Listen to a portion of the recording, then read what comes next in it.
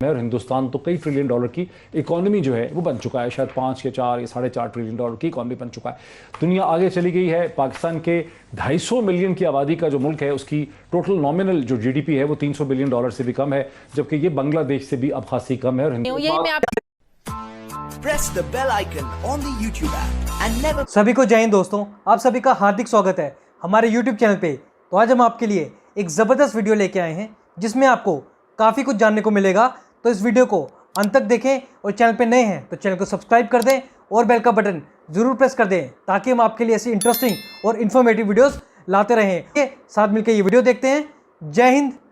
और हिंदुस्तान तो कई ट्रिलियन डॉलर की इकोनॉमी जो है वो बन चुका है, शायद 5 या 4 या 4.5 ट्रिलियन डॉलर की इकोनॉमी बन चुका है।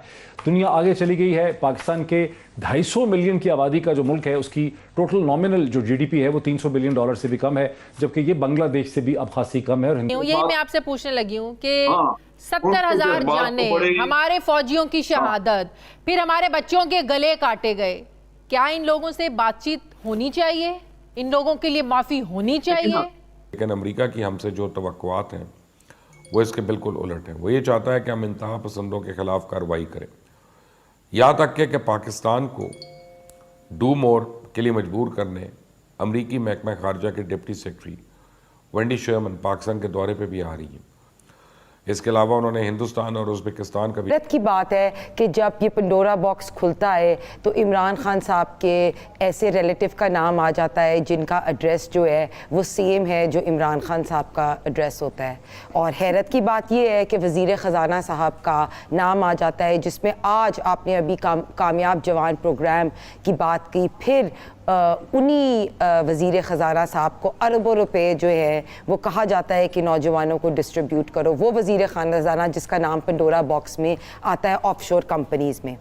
नाज़रीन, गुज़श्ता चंद बरस में पाकिस्तान में जो सियासी डिबेट शेप हुई है वो सियासी डिबेट के कहती है कि पाकिस्तान ने तरक्की इसलिए नहीं की क्यों पाकिस्तान में करप्शन बहुत है, यहाँ से पैसा बाहर चला जाता है। लेकिन क्या असल वजह यही है पाकिस्तान की तरक्की न कर सकने की? क्या पाकिस्तान का मसला ये भी है कि यहाँ कोई बिजनेस क्रिएटिविटी नहीं है? यहाँ नौजवान नस्ल की तादाद तो बहुत ज़्यादा है लेकिन उसके पास कोई स्किल सेट्स नहीं है। पाकिस्तानी एक्सपोर्टर्स को जब पेंडेमिक में ऑर्डर मिले भी तो ये कैपेसिटी नहीं थी कि ऑर्डर्स पूरे कर सकते, डेडलाइंस मीट नहीं कर सकते हैं, छुट्टी करने का बहुत ज़्यादा रवाज है, स्कूल कॉलेज की तालीम बहुत कमज़ोर है, कॉलेज यूनिवर्सिटी की तालीम उससे भी ज़्यादा कमज़ोर है। दुनिया आगे चली गई है। पाकिस्तान के 250 मिलियन की आबादी का जो मुल्क है उसकी टोटल नॉमिनल जो जीडीपी है वो 300 बिलियन डॉलर से भी कम है, जबकि ये बांग्लादेश से भी अब खासी कम है। और हिंदुस्तान तो कई ट्रिलियन डॉलर की इकोनॉमी जो है वो बन चुका है, शायद 5 या 4 या 4.5 ट्रिलियन डॉलर की इकोनॉमी बन चुका है।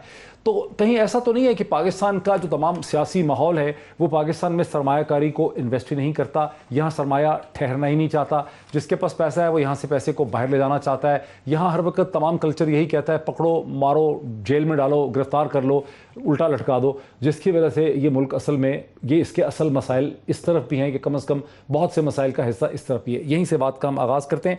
हिना बट आपका इस पे क्या पर्सपेक्टिव?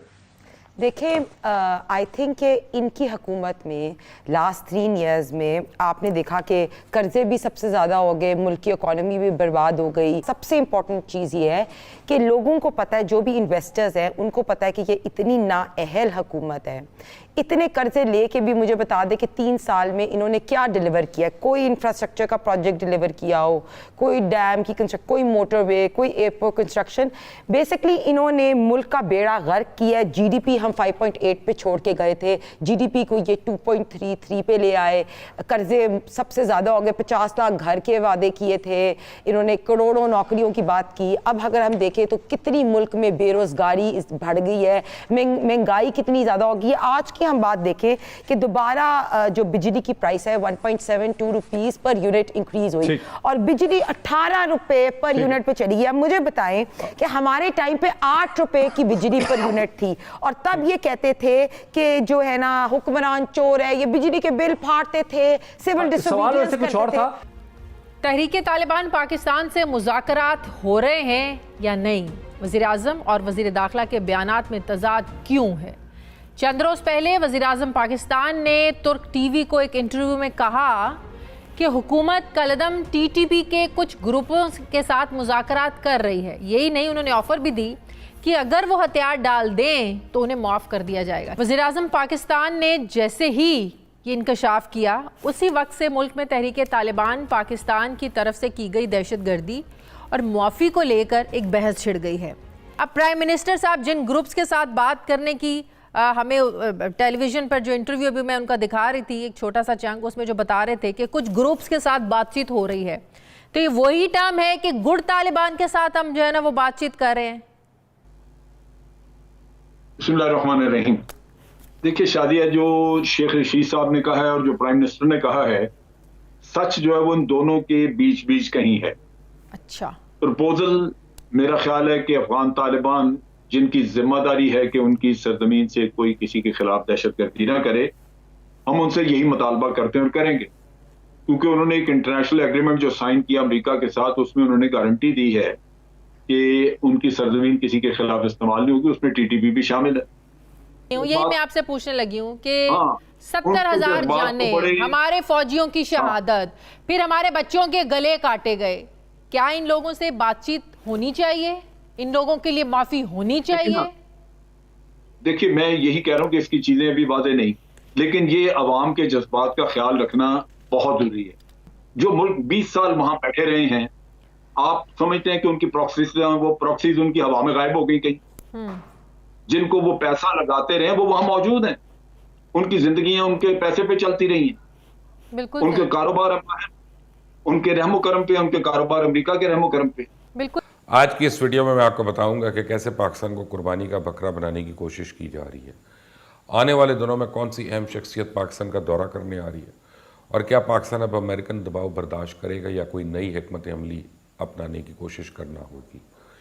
اس خطے میں جب بھی کوئی تناؤ کی صورتحال ہوتی ہے یا شدت پسندی سر اٹھاتی ہے تو اس کا ملبہ ہمیشہ پاکستان پہ ڈالنے کی کوشش کی جاتی ہے، اور اب بھی ایسا ہی ہو رہا ہے۔ اس لیے اس حوالے سے امریکہ اور پاکستان کے درمیان اختلافات کوئی نئی بات نہیں ہے۔ امریکی حکام پہلے بھی پاکستان پہ کئی بار دورہ معیار اپنانے کا الزام تو لگاتے رہے، لیکن ہمارے وزیر اعظم عمران خان اس تاثر کی سختی سے نفی کرتے ہوئے ہمیشہ یہی کہتے رہے کہ مغربی ممالک کو پاکستان کی قربانیوں کا اعتراف کرنا چاہیے، کیونکہ پاکستان خود شدت پسندی سے بری طرح متاثر ہوا ہے، اور افغانستان میں اپنی ناکامیوں کے لیے پاکستان کو قربانی کا بکرا نہیں بنانا چاہیے۔ اپنے حالیہ ٹرک ٹیلی ویژن کو دیے گئے جانے والے انٹرویو میں عمران خان نے بار بار یہ بات دہرائی کہ کولڈ وار میں پاکستان امریکہ کے ساتھ تھا، افغان جنگ میں ہمیں $150 ارب کا نقصان اٹھانا پڑا، اپنی غلطی سے نظریں ہٹانے کے لیے ہمیں قربانی کا بکرا بنانا تکلیف کی بات ہے، لیکن امریکہ کی ہم سے جو توقعات ہیں وہ اس کے بالکل الٹ ہیں۔ وہ یہ چاہتا ہے کہ ہم انتہا پسندوں کے خلاف کارروائی کریں، یہاں تک کہ پاکستان کو ڈو مور کے لیے مجبور کرنے امریکی محکمہ خارجہ کے deputy secretary Wendy Sharman Pakistan کے دورے پہ بھی آ رہی ہیں۔ وہ 7 اور 8 اکتوبر کو اسلام آباد میں پاکستانی حکام سے اہم ملاقاتیں کریں گی، جو بائیڈن کے صدر بننے اور افغانستان میں طالبان کی حکومت کے قیام کے بعد کسی بھی امریکی عہدیدار کا یہ اسلام آباد کا پہلا دورہ ہوگا۔ وینڈی شرمن اپنے اس طویل دورے کے لیے امریکہ سے نکل چکی ہیں، اور اس سلسلے میں وہ ابھی سوئٹزرلینڈ میں ہیں۔ اس کے علاوہ انہوں نے ہندوستان اور ازبکستان کا بھی، جبکہ پاکستان پہنچنے سے پہلے ہی صحافیوں سے بات چیت کے دوران وہ ہمیں سنا چکی کہ امریکی دہشت گردی کے خلاف پاکستان کے ساتھ ایک مضبوط شراکت داری کا خواہش مند ہے، اور ہم تمام عسکریت پسند اور دہشت گردوں کے خلاف بلا امتیاز تسلسل کے ساتھ کارروائی کی توقع کرتے ہیں۔